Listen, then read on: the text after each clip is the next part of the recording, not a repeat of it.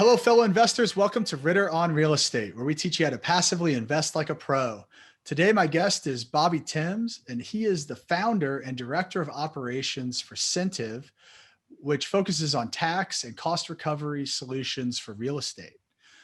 Bobby spent nearly the first decade of his career at PriceWaterhouseCoopers, becoming a subject matter expert in tax credits and cost recovery solutions. Cost segregation is the most common tax incentive project Bobby's done throughout the years, performing numerous cost segs on everything from large sports stadiums to bank branches to restaurants, and it looks like just about everything in between.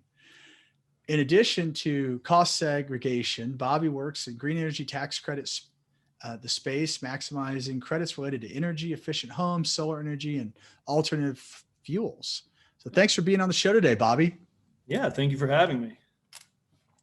So this is good. I don't think we've had anybody to really focus on a cost segregation on the show. I think it's important for every investor to understand. It's kind of one of the main tools in the tool belt of an operator, right? Of a multifamily operator to be able to drive value and create value. So glad you're here today to really dig in and share with our listeners what exactly that is, because it sounds very complicated.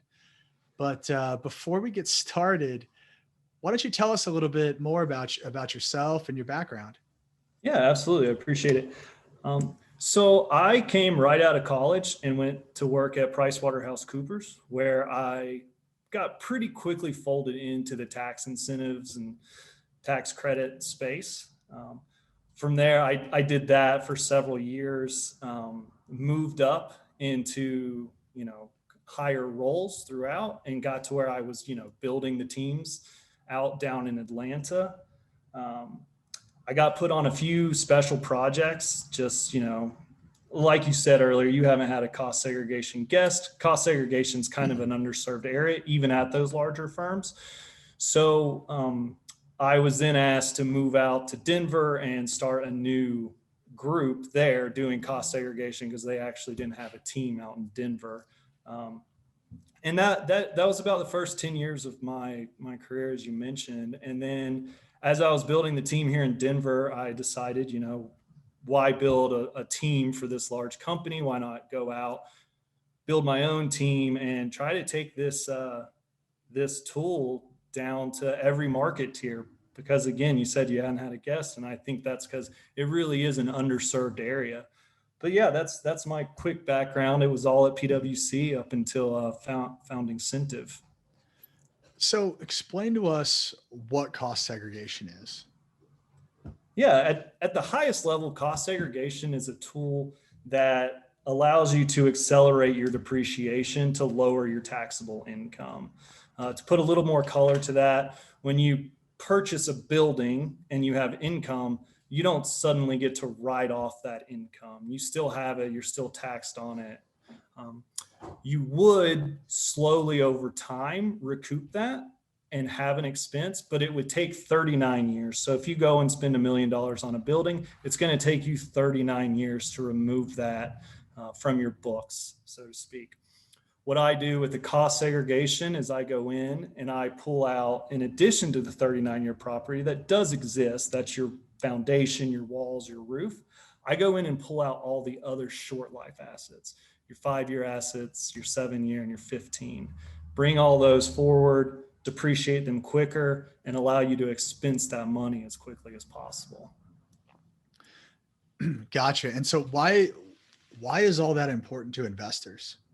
So for investors, especially with passive investors, there's only so much you can do to lower your passive income. This is a really great tool for doing that. It does follow those kind of passive loss, passive gain rules, but with your passive activity, it allows you to get rid of, and it's different for different situations, but it allows you to get rid of a lot of that passive income immediately, especially if your passive income is related to real estate, which these tools are specifically built for. Gotcha. And so give me a little more color, like walk me through. So you said you're taking these assets, 5-year assets, 15-year assets, and you're, bucketing these, et cetera. But, you walk, like, say you walk into one of my multifamily Mhm. properties, right? Like what are you doing when you're there? Yeah, it's all about looking at that building not as one big unit of property. So, your generalist CPA is going to look at that building as one building, one 39-year piece of property. And what I do is I try to look at it in terms of all the things that make up that building, right? So we do that mostly through the construction cost detail. But when we're going through the building, we're looking for those things. And what they typically are is, if you think of an empty shell of a building, that's your 39-year property. If you think of a very boring warehouse in the middle of nowhere, that's a Mhm. lot of 39-year property. When you talk about these multifamily housings units, they have a lot in there that's not building. And it's a Right. wide variety of things. And it can even be things like your electrical system.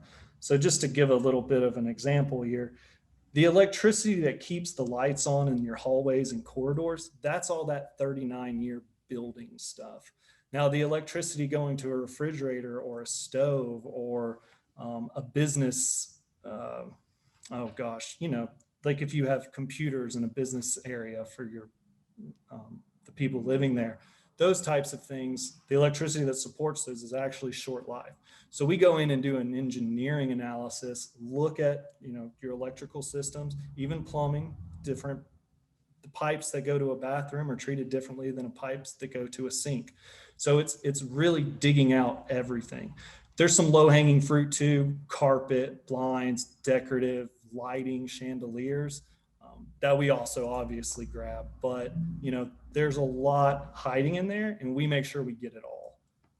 So you're taking the components of a building, or you're breaking a building down into its Mhm. components, right? Its Yes, component parts. absolutely. These different component parts have different depreciation schedules.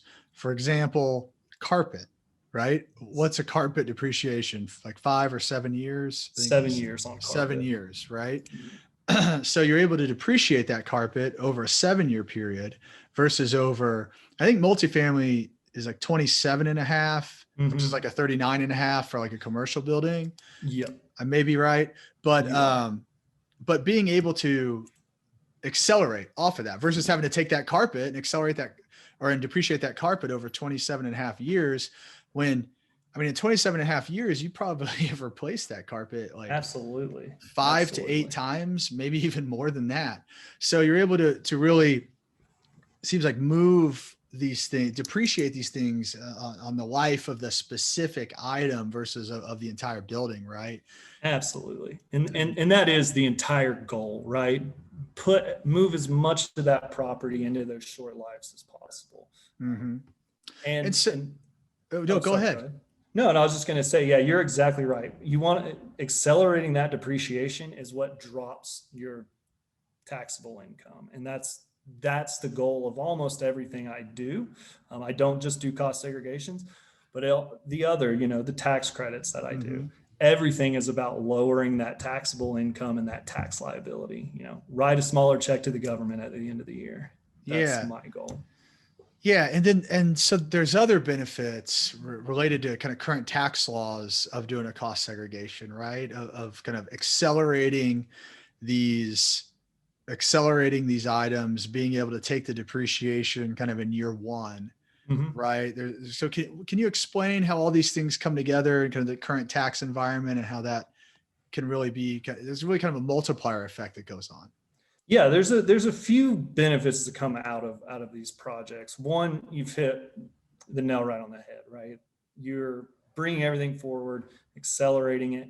And then I do want to make it clear that when I say 5 year, 7 year, 15 year, that's actually misleading, because there's bonus depreciation, which right now is running at 100%. So that was part of the Trump's tax plan in 2017, made for some really favorable changes for cost segregation. And, that's because Trump was a developer, right? So when you have a 15-year piece of property, you're not depreciating it over 15 years, you're expensing it in the first year. So anything under 20 years is eligible for bonus depreciation. So everything that we move is immediately written off under 100% bonus depreciation. That's going to go away in a few years. So this is a really good time to be taking advantage of cost segregation. As those tax laws begin to fade out and new ones come in, we'll see how favorable they are. But right now is a fantastic time to take advantage. Right. Because you're not only moving it up, right? You're moving anything under 20 years up to year one, right? Yes. And then you're also doubling that, if I'm right. Isn't that right? With the 100%, with the bonus depreciation? Well, so if you move, let's say we have a $5 million building and we move, let's keep it simple. We move half of it to short life, $2.5 million. In that first year, without a cost seg study, you're probably going to see 1.5% depreciation on the whole thing. So 1.5% of $5 million. Yeah. But with 100% bonus, we're going to see, and let's say we reclass 50%, we're going to deduct $2.5 million off your books in that first year. So complete half of your building is immediately written off. You've lost that from taxable income. So let's say you made $10 million that year. Now you've only made $7.5 million when it's time to write the check. Mm-hmm. Yeah. And that's how it's so powerful for investors, right? Because the income that you're receiving from the operations of the property, I mean, even as a passive investor, is, and I'll speak from my own experience because I know everybody's tax situation is different, but from my own experience, it's completely offset any of the taxes I would have to pay on the income I've received. The depreciation is completely offset that. And really, in my experience, that lasts largely through the entire hold period of the deal. So you're really not paying taxes on that income through the hold period. And there's depreciation catch up when you sell, but it really is a huge value.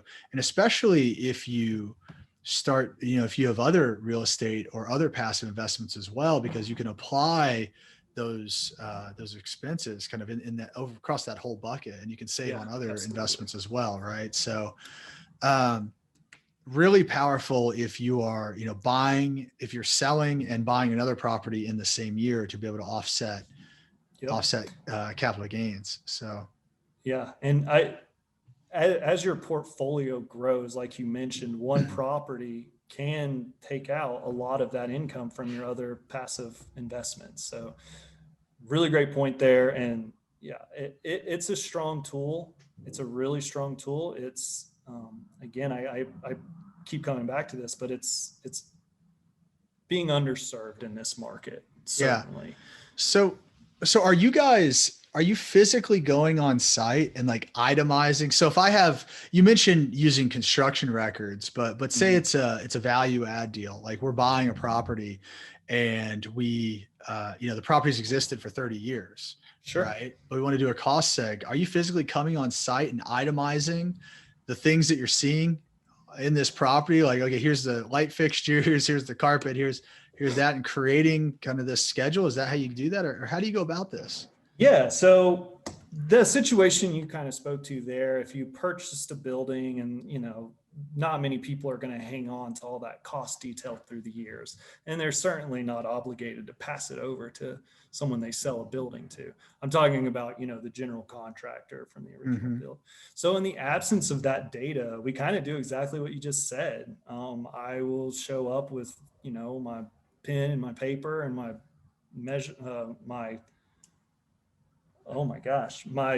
to measure measuring tape. Jesus, I apologize for that. We just blanked. My measuring tape, and we'll go and what we can't find online, because a lot of this stuff is public. You can go to county assessors' websites and pull some of the old blueprints and stuff. But in the absence of that, that's exactly what we do. We'll go measure. We'll be counting certain types of outlets. We'll be counting light fixtures. And then we use Marshall valuation systems, which some people in the real estate world are familiar with. It's the same thing appraisers use. So when an appraiser would show up to appraise a building for you, we're using some of the same tools. And I'll rebuild that building essentially on my desktop same way an appraiser would, using the measurements I've taken. But then on the back end, what I do is I then go and cost seg it. So as soon as I make that building up of all these different factors, then I start bucketizing those costs. Gotcha. And Gotcha. I also, on the other side of that, where all the construction cost detail is available, I still go to the sites. And that's because a lot of times some things won't pop out on cost detail, right? I might walk into a multifamily, lobby and see all these decorative like woodwork on the ceiling, wall paneling, a nice fireplace, all these things that don't jump right out of the cost detail. But when I see them, then I know I need to go find it in the cost detail. Yeah. Go start asking questions. So I always do a site visit for anything, above a single family home type deal. Yeah.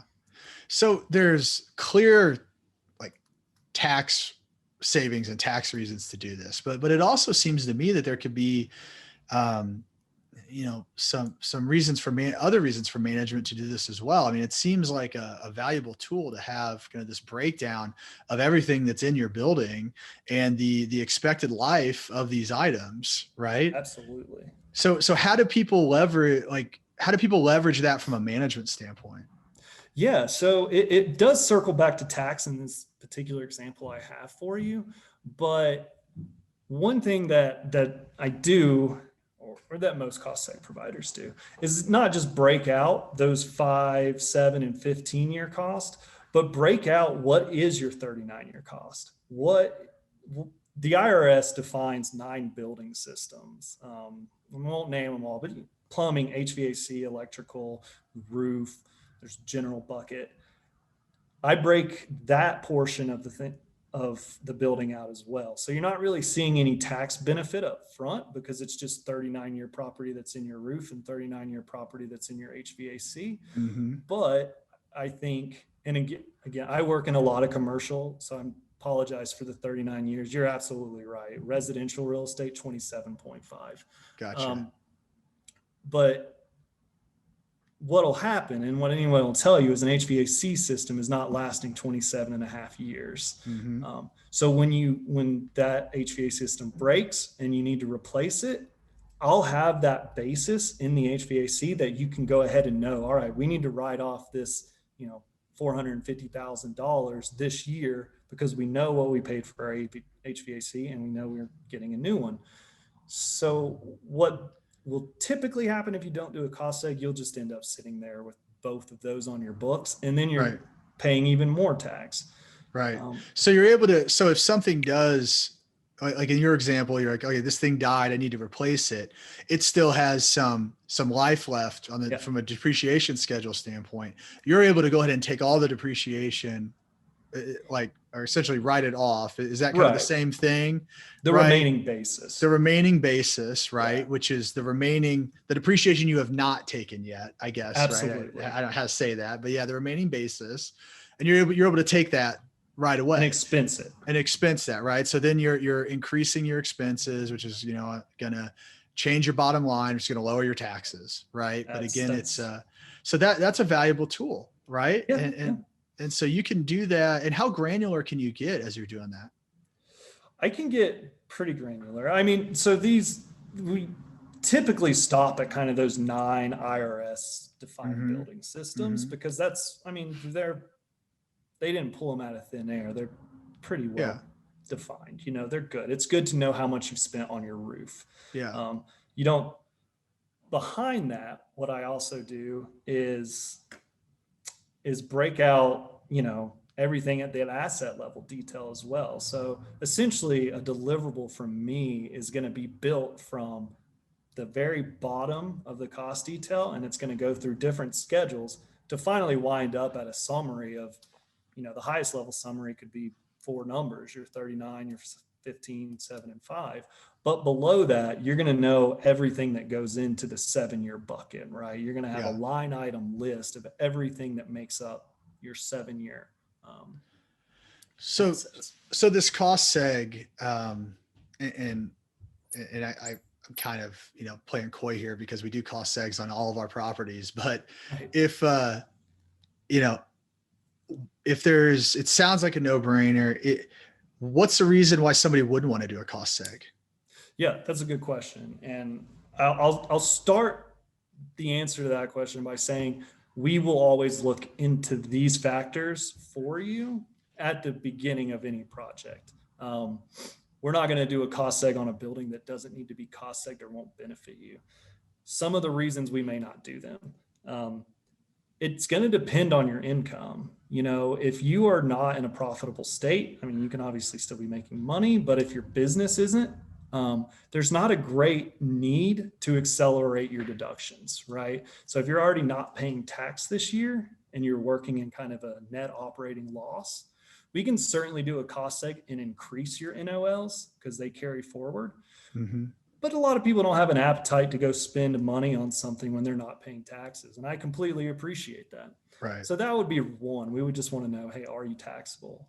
Another big one is going to be how long are you holding on to this building? You mentioned it earlier, depreciation recapture. That's something you have to factor in. You know, if you're going to buy this building and sell it in the next year, the depreciation recapture is really going to take away a lot of the benefit that we pulled out to begin with. So it's how long you're keeping it and, you know, how taxable are you, passive or active? Mm-hmm. Now, those to me are really the two biggest factors. In my opinion, every building should be cost segged. Every commercial income producing building should be cost segged. So no real Yeah. style of building. Like I said, I used to cost seg warehouses out in the middle of nowhere or distribution centers. Now they're not going to get the same benefit, but there's still benefit, and the return on investment is always favorable. Yeah. No, absolutely. And to that point, return on investment, what does a ballpark, a cost segregation study cost? Yeah.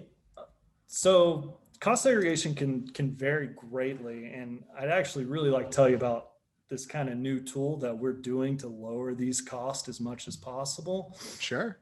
But right now, the lowest cost seg, let's say for a you know a multifamily housing, you know, that's again there's a lot of variety there. I'll say I've have a $4,000 project ongoing right now and an $80,000. And one's a big headquarters, and one is some lawyers who, you know, opened up. They kind of pooled their money. They're different firms, but they bought a nice little house Mm-hmm. or it's larger. So that one's running about $4,000. Doing a big headquarters for a larger, you know, U.S. based court, big headquarters down in Atlanta, and that one is 80,000. And it's all just about the time that it takes. You know, it takes less time to cipher through all the cost detail on a smaller office than it does, you know, a 60-story headquarter.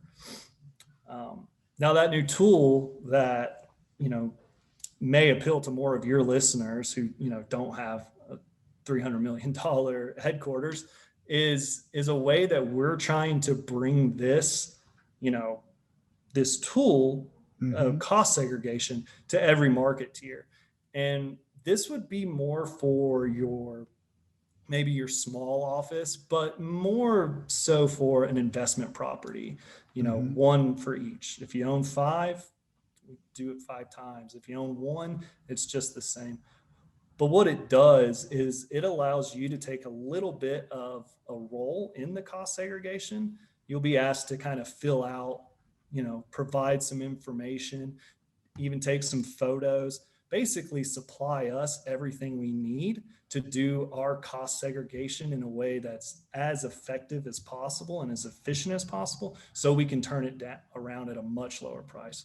And so that would be, again, it's not fully developed. We haven't run it through the ringer Mm-hmm. to make sure, but our goal is to keep that somewhere in the $800 to $1,000 range. So you can do a cost seg, again, a little bit of a time investment, but keeping that dollar investment as low as possible. Yeah, that's interesting. So it sounds like kind of like a do-it-yourself tool for a cost seg. Yeah, we're calling it a professionally guided do it yourself, because Gotcha. you'll talk to me. You know, it'll come with we'll kick it off with a, you know, quick call. tell you what we're trying to accomplish, why we're asking for what we're asking. We'll be very available for questions, as you go. It's a very supported process. But yeah, again, just to keep those costs as low as possible and make this a tool that's more readily available for everyone in the market for it. Just let you do a little bit of the work with us and still get a very, very good deliverable. I mean, we'll take your photos, we'll write the memo, put Yeah. everything into a deliverable that you keep in PDF format. And that kind of rolls around to audit preparedness. Gotcha. Well, cool. That's something I've not heard about. So I think for smaller investors out there, that could be a really valuable product.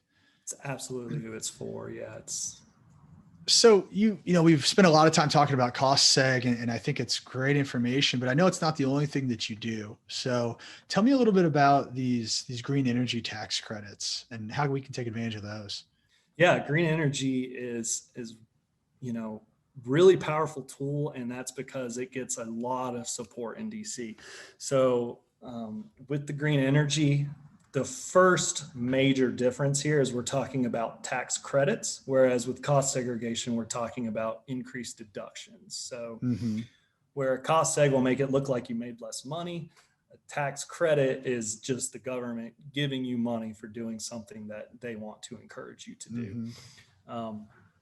So the best one, the most powerful one, is a thing called 45L, and it is fantastic, especially for multifamily housing.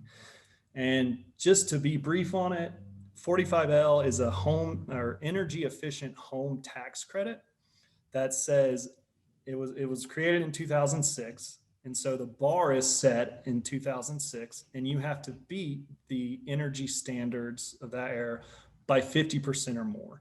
So if you're building in California, you have to do it by their new standards. Their 2020 or 21 standards are already 50% higher. So you're going to qualify just because of where you built. That's not the case in every state. But if you beat those standards, then you are eligible for $2,000 per door. So if this is a single family investment home and you own one, it's $2,000. That's great. It's $2,000 tax credit. May still be worth doing. But if you own or if you're invested in a multifamily housing, let's say you have 160 doors in there, we're talking about $320,000 tax credit. So really powerful tools. They do require a HERS certified engineer come out and visit the property, which again kind of takes away from that single family home because you do have to have someone come and visit the property. It's much easier to get someone to go to a multifamily housing, but it all stands. Very powerful tool. We're talking, tax credit in a large amount, and so it's been extended. Is this something you can only do on new construction, or is this something that you can do on a building that it already exists? Yeah, so you would have to do renovations that took you from not making it to making it if if the building existed. This is a tax incentive for kind of the developer of the property. So if you're invested in a firm that's developing the property, yes, you can get it. If you purchased a property, it's it's not really for that group. So no, this is more for the builders, the developers, and being a part of that investment side. Gotcha. You can do both of these together. You can do a cost seg on a building and take the 45L credit. So nothing saying that you can't. They work well together because you would actually remove the basis from that 27.5-year bucket where you take the $2,000 per door, you reduce the basis out of your 39-year property. So you really are, in a sense, getting to kind of double dip in a way, but not really. Gotcha. Well, awesome. Two really good programs. I think good programs, even if you're not, an active real estate investor, to understand and be able to use to evaluate deals, right? I mean, you want to know, are your sponsors in the right situation? Are they leveraging these tools, right? I mean, cost segregation There's not a lot of scenarios like we talked about where it doesn't make sense to do a cross segregation, especially on larger properties, right? And Yeah, definitely. and then the other one is a little more niche, but if you're investing in new development, I mean, something to make sure that the sponsor is evaluating, right? And at least Absolutely. understanding that the strategic decision was made to go one way or the other, right? Yes, it's a good indicator that, everything's being turned over and checked and seeing, how much value can we bring our clients, as the sponsors. And Yeah, it's a good measuring point. It sounds like you do it on all your properties, which is fantastic. And yeah. Well, very good. Well, Bobby, well, thanks for sharing all this information with us. Before I let you go, I want to bring you into our keys to success round. I've got a few questions I'd like to ask you. First one is, what is the one question that every investor should be asking their deal sponsor? well, I think if you're asking me that question, it would probably have to come around to how optimized are we for our taxes? I Mhm. think a lot of times that kind of go into a black box with these sponsors, and that might not be a question you think to ask. So I think it's an important question to ask. Are we doing everything we can to keep our passive income at zero? Right. Yeah, I think making sure you're asking that they're doing a cost segregation study, right? Absolutely, Make yeah. sure they've got that budgeted. Or if there's, if there's 45L opportunity, are we taking advantage of that Yeah, or one? if it's a new one. Yeah, Yeah, absolutely. that's for sure. What are you most proud of in your career?